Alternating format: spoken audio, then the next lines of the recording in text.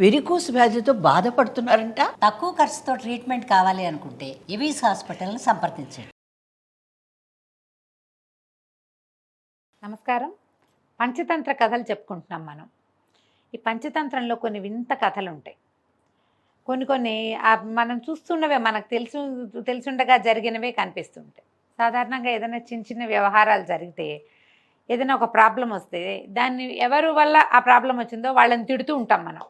అందరూ చేస్తారు, నువ్వే చెప్పావు, నీ వల్లే ఇలా అయింది, నువ్వు నన్ను రాంగ్ గైడెన్స్ ఇచ్చేవు అని చెప్తాం. ఈ మాట్లాడే దాంట్లో ఎక్సైట్ అయిపోయి అసలు ఏం చేయాలో సొల్యూషన్ ఆలోచించకుండా చేస్తాం. ఇది చిన్న పిల్లల దగ్గర నుంచి పెద్దవాళ్ళ దాకా చేసేది. ఎప్పుడు కూడా ఏదైనా ప్రాబ్లం వచ్చినప్పుడు ఏం చేయాలి, యాక్షన్ ఏం చేయాలి అనేది ఆలోచించాలి, కానీ దీనికి రూట్ కాజ్ ఎవరు అని వాళ్ళని విమర్శించటం మానేయాలి. అది చేయకూడదు. దానికి సంబంధించిన ఒక కథ చెప్తాం చూడండి. పూర్వం ఒక వేటగాడు ఉండేవాడు అడవిలో. ఈ మందారవతి అనే అడవి, ఇప్పుడు పెద్ద చెట్లు అవి చాలా ఉండేవి. మర్రి చెట్లు ఉండేవి, తర్వాత రావి చెట్లు ఉండేవి, జువ్వి, మేడి, మామిడి, తర్వాత వేప అలాంటి చెట్లు ఉండేవి. వెలగ చెట్లు, బూరుగు చెట్లు కూడా ఉండేవట. ఈ చెట్లన్నీ సమూహంగా ఉన్న చోట పక్షులు విస్తారంగా ఉండేవి. సాధారణ పక్షులు వేరు, పావురాలు ఏంటంటే ఊళ్ళ మీద తిరిగేవట. వేరే వేరే ఊళ్ళ నుంచి ఒక ఊరు నుంచి ఒక ఊరికి షిఫ్ట్ అయ్యి ఊళ్ళల్లో ఆహారం బాగా దొరికేది ఈ అడవుల్లో కంటే. అడవిలో ఒక వేటగాడు ఏం చేశాడట, ఒక పెద్ద చెట్టు కింద చాలా నూకలు చల్లి ఒక వలని పాతి పెట్టి వెళ్ళాడట. ఈ వలను ఎట్లా పాతారు, వల ఎట్లా ఉంటుందంటే సన్నగా ఉంటుంది, దూరం నుంచి చూస్తే విజిబుల్గా కనపడదు. వాటికి దగ్గర దగ్గర ముళ్ళు వేస్తారు. ఆ ముళ్ళు వేసిన వలని ఇట్లా పల్చగా వెడల్పుగా లాగి 4 పక్కల 4 పుల్లలు పెడతారు. అది ఇట్లా టైట్గా ఉండేందుకు అనమాట. ఈ టైట్నెస్కి ఏం చేస్తారు, పుల్లలు పెట్టినప్పుడు ఎవరైనా ఈ వలని కనుక ఇట్లా గట్టిగా నొక్కితే ఆ పుల్లలు లేచి వచ్చేస్తాయి. ఈ వలలో ఉన్నటువంటి ఆ ముళ్ళన్నీ దూరంగా ఇట్లా లాగబడి ఉంటాయి, జస్ట్ లైక్ ఎలాస్టిక్. ఎప్పుడైతే వల పైకి లేచిందో ఈ ముళ్ళన్నీ దగ్గరికి జరిగిపోయి అవి ఇట్లా క్లోజ్గా అయిపోతుంది అనమాట. ఈ వేటగాడి ప్లాన్ ఏంటి, ఏ పక్షులైనా ఈ వల మీద గనక వాళ్తే 4 పక్కల నుంచి పుల్లలు లేచి వచ్చేస్తాయి, తాళ్ళు దగ్గరికి జరిగిపోతాయి, నాట్స్ బిగిసిపోతాయి, పక్షులు అందులో ఇరుక్కుంటాయి. అది అతని ప్లాన్. ఈ ప్లాన్ ప్రకారము ఒక పెద్ద నెట్టని, ఒక సన్నటి వలని పెద్దదాన్ని పరిచేసి ఏర్పరిచి వెళ్ళిపోయాడు. వెళ్తే ఏమైంది, కొన్ని పావురాల గుంపు ఒకటి దీనిపైనుంచి ప్రయాణం చేస్తుంది అడవి మీద నుంచి. అవి కొన్ని గ్రామాల్లో ఏవో ఆహారం తీసుకుని ఇంకో కొంచెం ఆహారపు వేటకి బయలుదేరినాయి. ఇన్ని చెట్లు కనపడుతూ ఉంటే ఆ చెట్ల దగ్గర కొంచెం కిందకు వచ్చి చూస్తున్నాయట. చూస్తే కింద నేల మీద నూకలు కనపడుతున్నాయి. ఈ నూకలు సాధారణంగా లభించేవి కాదు. మామూలుగా వాటికి పక్షులకి గింజలు దొరుకుతాయి, వడ్ల గింజలు. ఒక గింజ దొరికితే దాన్ని ఇట్లా కొట్టి పగలగొట్టి గింజ ఒలిచి తీసుకుంటుంది, లోపల నుంచి ధాన్యపు గింజను తింటుందన్నమాట అది. అయితే ఎప్పుడైతే నూక అంటే ఏమిటిది, వడ్లని దంచి చెరిగి బియ్యంగా చేసే క్రమంలో విరిగిపోయిన బియ్యపు ముక్కలు, ఇది రెడీమేడ్ ఫుడ్. ఎప్పుడైతే ఈ నూకలు కనపడ్డాయో పావురాలన్నీ కేరింతలు కొట్టినాయి. ఇది రెడీమేడ్ ఫుడ్ దొరికింది మనకి, ఇక్కడ నేల మీద కనపడుతోంది, వెళ్దామని అనేసరికల్లా ఈ పక్షులకి గుంపుకి ఒక నాయకుడు ఉన్నాడు. వాడి పేరు చిత్రగ్రీవుడట. చిత్రగ్రీవుడు అంటే మంచి కలర్ఫుల్ నెక్క కలిగిన వాడనమాట, అందమైన పావురాయి. ఆ పావురాయి ఏం చెప్పిందట, ఎక్కడైనా ధాన్యం దొరుకుతుంది, నూకలు ఎందుకుంటాయి, ఎక్కడైనా అంతే కదా, గింజలు కనపడతాయి, గింజల్ని పొట్టు తీసి ఒలిచి చిన్న చిన్న ముక్కలుగా చేసి రెడీమేడ్ ఫుడ్ మనకి ఎందుకు ఇస్తారు ఎవరైనా. రెడీమేడ్ ఫుడ్స్ మంచివి కాదు. పాతకాలంలో పావురాలకు కూడా తెలుసు రెడీమేడ్ ఫుడ్ మంచిది కాదని. ఇది మంచిది కాదు, దీని వెనకాల ఏదో కుట్ర ఉండుండొచ్చు, ఏదైనా ప్రమాదం పొంచి ఉండొచ్చు, కాబట్టి వద్దంది చిత్రగ్రీవుడు. దిగద్దు, ఈ ఫుడ్ కోసం ఆశపడద్దు, మనం కష్టపడే సాధించుకుందాం ఆహారాన్ని, రెడీమేడ్ ఫుడ్కి వెళ్ళొద్దు అంటే మిగిలిన పావురాలకు అసలు హాయిగా నూకలు దొరుకుతూ ఉంటే ఇప్పుడు వడ్లను వెతకమంటాడు వీడేవిడ్రా బాబు అనుకున్నారు. మిగిలిన అన్నిటికీ అలా అనిపించింది. ఈ పావురాళ్లలో ఉన్న ఒక ముసలి పావురాయి, ఓల్డ్ వన్, బాగా పెద్దది, అదేం చెప్పిందంటే అలా ఏం ఉండదు, ఎవరో ఈ దారిని వెళ్తూ పడేసుకుని ఉండొచ్చు, అందులో ప్రతిదాని వెనకాల ప్రతి కొత్త విషయం వెనకాల ప్రమాదం పొంచుందంటే మనం ఎప్పుడు ఎక్స్ప్లోర్ చేస్తాం, ఎక్స్ప్లోర్ చేయాలి కదా ఎవరైనా. అందుకని ఏం కాదు దిగుదామంది. తమ గుంపుకి నాయకుడైన మాట వినకుండా గుంపులో కొంచెం పెద్దవాడైన ఒక పావురాయి మాట మిగిలిన పావురాళ్ళన్నీ విన్నాయి. అన్ని పావురాళ్ళు దిగడం మొదలుపెట్టాయి ఆ నూకల దగ్గరికి. మరి అందరూ వెళ్తుంటే వీటికి కింగుగా ఉన్న చిత్రగ్రీవం మాత్రం ఎందుకు మానేస్తాడు? అతను కూడా దిగేశాడు. మొత్తం పావురాలన్నీ వచ్చి ఒకేసారి ఇట్లా గుంపుగా, మీరు పావురాలు అవి గమనించండి, 1 by 1 రావు, ఒకేసారి వచ్చి సరయ్యమని శబ్దం వస్తుంది, వాసన వస్తుంది, పావురాళ్ళ వాసన. తర్వాత వాటి రెక్కల గాలికి ఆకులు కూడా కదులుతాయి. అన్నీ ఒకేసారి వచ్చి దబ్బమని ఈ ఎక్కడైతే నూకలు చల్లి ఉన్నాయో ఆ నూకల దగ్గర వాలినాయి. ఇవి వాలంగానే ఆ భూమికి ఇంతెత్తున పెట్టబడినటువంటి ఆ వల మీద వీటి కాళ్ళు ఇట్లా పడంగానే ఇంత బరువు 4 పక్కల పెట్టున్న ఆ పుల్లలు లేచిపోయినాయి.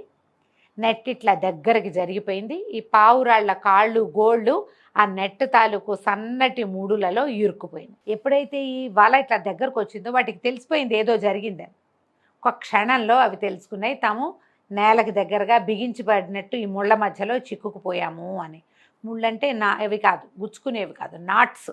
అన్నీ కేకలు పెట్టినాయి హడావిడిగా, హైరానగా. అయ్యో అయ్యో ఇదేంటి ఇలా అయిపోయింది, నూకల కోసం వస్తే ఇట్లా అయిపోయింది అని. ఎవటికి వేటికిను నూకలు తినే మూడు లేదు. ఇంకా దుఃఖము కష్టము వచ్చేసినాయి. అయ్యో వాళ్ళలో చిక్కుకుపోయాము, ఎవడో వస్తాడేమో, ఏ ఆటవికుడో ఇది పెట్టుంటాడు, ఏ బోయేవాడో, ఏ వేటగాడో చేశాడు, ఎక్కడో దాక్కుని ఉంటాడు, మనందరినీ ఒక్క దెబ్బతో కొట్టి చంపేసి తీసుకెళ్ళిపోతాడు. కేరింతలు కొట్టినాయి, ఏడ్చినాయి, దుఃఖించినాయి, అరిచి కేకలు పెట్టినాయి.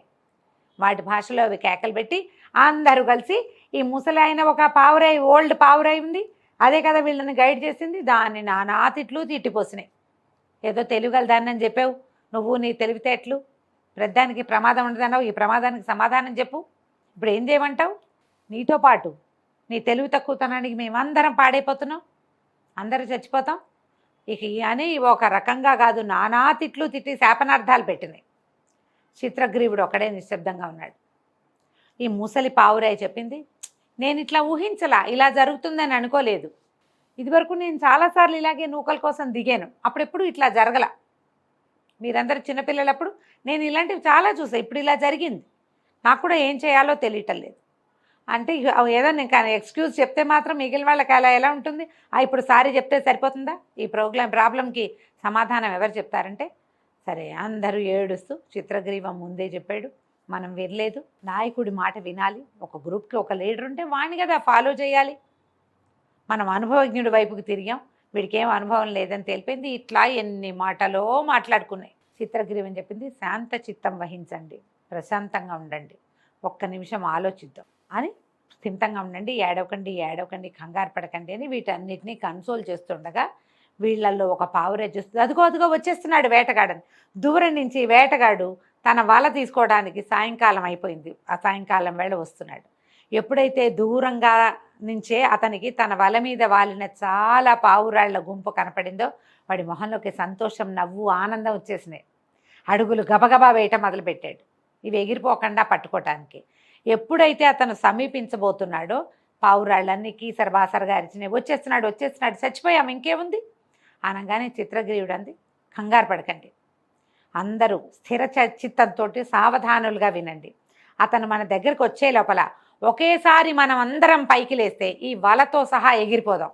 ఈ వలను ఎలా వదిలించుకోవాలో తర్వాత చూద్దాం, ముందు ప్రాబ్లంలో నుంచి బయటపడాలి, ఇందులో నుంచి పూర్తిగా బయటపడటం ఎలాగో తర్వాత ఆలోచిద్దాం అనగానే పావురాళ్ళన్నీ ఉత్సాహంగా, అలా చేయగలమా మనం అన్నాడు. బ్రహ్మాండంగా చేయగలం, యూనిటీగా ఉండండి, గ్రూప్గా చేస్తే సరిగ్గా అవుతుంది. ఇది మనకేమిటి, ఐకమత్యమే మహాబలం, ఒకేసారి రెక్కలు లేవదీయండి, పైకి వెళ్ళిపోదాం అని చిత్రగిరుడు చెప్పగానే పావురాళ్ళన్నీ తాము బతికేసినట్టుగా భావించి, బతికేస్తామని నమ్మి ఒకేసారి మొత్తం రెక్కలు ఇట్లా స్పీడ్గా వేగంగా కదిపి తమతో ఈ వలతో సహా, తమని పట్టుకుని ఉన్నటువంటి వలతో సహా ఒక్కసారి గాల్లోకి ఎగిరినాయి. మొత్తం పావురాళ్ళన్నీ పైకి లేచేసరికి 4 పక్కల కొద్దిగా పుల్లలతోటి కొంచెం పట్టు మాత్రమే మిగిలిన్న ఆ పుల్లల పట్టుని వదిలేసిన ఈ వల కూడా పావురాయిలతో సహా లేచి పైకి వెళ్ళిపోయింది. ఈ కింద నుంచి తాపీగా నడిచి కాస్త ఒక మాదిరి వేగంతో నడిచొస్తున్న వేటగాడు అరే అరే అరే అని చూస్తూ ఉన్నాడు. ఇక అరే లేదు ఒరే లేదు, పావురాళ్ళన్నీ వాళ్ళతో సహా లేచి వెళ్ళిపోతున్నాయి. అతని చేతిలో ఇంత కర్ర ఉందట, కర్ర విసిరేశాడు, కానీ ఆ కర్ర పావురాళ్ళకి తగల, ఎందుకంటే అవి పైకి ఎగిరిపోయాయి. అతను ఎగరేసిన కర్ర అతని నెత్తి మీదే పడింది, కానీ ఈ వలలో బిగించబడి ఉన్నటువంటి పావురాళ్ళన్నీ పరిగెత్తుకుంటూ వెళ్ళిపోయాయి. వాళ్ళతో సహా వెళ్ళిపోయి ఈ పావురాళ్లలో వాళ్ళ నాయకుడైన చిత్రగ్రీవుడికి ఒక అత్యద్భుతమైన స్నేహితుడు ఒకడున్నాడు, హిరణ్యకుడు అనే ఒక ఎలుక. ఆ ఎలుక దగ్గరికి వెళ్ళి అతన్ని సహాయం అడిగి, ఈ వలలో మా కాళ్ళు చిక్కుపోయినాయి, ఈ వలని చాలా పదునైన నీ పళ్ళతోటి కొరికి మమ్మల్ని రక్షించు అని పావురాయి అడిగేసరికి ఆ ఎలుక చక్కగా ఒప్పుకుని తన ఫ్రెండ్స్ అందరినీ పిలుచుకొచ్చి ఈ పావురాళ్ళన్నిటికీ కాళ్ళకి పట్టుకుని ఉన్న తాళ్ళని కొరికేసి పావురాళ్ళన్నిటికీ విడిపించేసినాయట. 2 వేరు జాతుల వాళ్ళు ఫ్రెండ్షిప్ చేయొచ్చు అని చెప్తుంది ఈ కథ.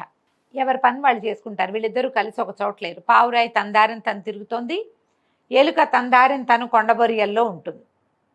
అవసరం వచ్చినప్పుడు మాట్లాడుకుంటారు, అప్పుడప్పుడు కలిసినప్పుడు మాట్లాడుకుంటారు. ఎవరి జీవన విధానంలో వాళ్ళు ఉంటూ కూడా ఒకళ్ళకొకళ్ళు సహాయం చేసుకోవచ్చు అని చెప్తూనే ఈ కథ మనకి ఎన్ని రకాల నీతులు చెప్తుంది చూడండి. రెడీగా ఉన్న దాన్ని దేన్ని నమ్మద్దు, తయారు చేస్తే కాని వస్తువు రెడీగా ఎందుకు ఉంటుంది, ఎలా ఉంటుంది, దాని వెనకాల ఏదైనా రిస్క్ ఉందేమో, ఇది ఎప్పుడూ ఆలోచించాలి. మనం ఎప్పుడు కూడా లీడర్ని ఫాలో అవ్వాలి. ఇది రెండోది. ఏదైనా ప్రాబ్లం వచ్చినప్పుడు నిరాశ నిస్పృహల్లోకి వెళ్ళిపోయి దుఃఖంతో ఉండిపోయి ఆలోచించకుండా ఉండకూడదు. ఎవరి వల్ల ఈ ప్రాబ్లం వచ్చిందో వాళ్ళని బ్లేమ్ చేస్తూ ఏం చేయాలో ఆలోచించకుండా పోతాం మనం. ఇన్ని రకాల నీతుల్ని ఈ కథ తెలియజేస్తుంది. ఐకమత్యమే మహాబలం అని పావురాళ్ళు ఎగిరిపోయినాయి అని చెప్పుకోవచ్చు మనం. అక్కడి నుంచి ఒక ఫ్రెండ్ని ఆశ్రయించి తమున్న కష్టంలో నుంచి బయటపడ్డాయని అక్కడ దాకా కూడా చెప్పుకోవచ్చు. ఎక్కడి దాకా కావాలంటే అక్కడి వరకు ఈ కథని మన జీవితానికి ఎన్నో చోట్ల అన్వయించుకుంటూ ఈ నీతి వాక్యాల్ని మన జీవితంలో వాడుకోవచ్చు. కథ కంచికి మనం ఇంటికి.